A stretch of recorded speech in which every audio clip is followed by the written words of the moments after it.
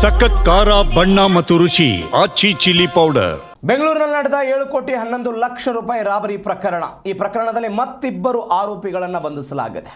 ಚೆನ್ನೈನಲ್ಲಿ ಆರೋಪಿ ದಿನೇಶ್ ಮತ್ತು ಜೆನೀಶ್ನನ್ನು ಬಂಧಿಸಲಾಗಿದೆ. ದಕ್ಷಿಣ ವಿಭಾಗದ ಪೊಲೀಸರ ತಂಡದಿಂದ ಇವರಿಬ್ಬರನ್ನ ಸೆರೆ ಹಿಡಿಯಲಾಗಿದೆ. ಪ್ರಕರಣದಲ್ಲಿ ಈವರೆಗೂ ಒಟ್ಟು 9 ಆರೋಪಿಗಳ ಬಂಧನ ಆಗಿದೆ.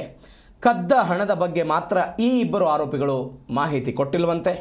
ಯಾವುದೇ ಹಣ ಕೂಡ ಇದುವರೆಗೂ ಇವರ ಬಳಿ ಪತ್ತೆಯಾಗಿಲ್ಲ.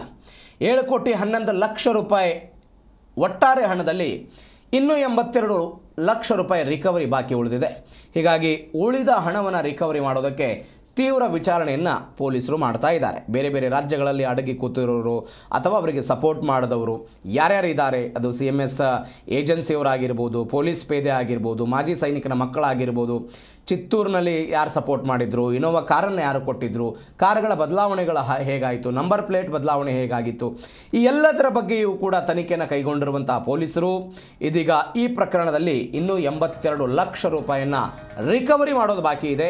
ಇದರ ನಡುವೆ ಮತ್ತಿಬ್ಬರು ಆರೋಪಿಗಳನ್ನು ಪೊಲೀಸರು ಈ ಪ್ರಕರಣದಲ್ಲಿ ಬಂಧಿಸಿದ್ದಾರೆ.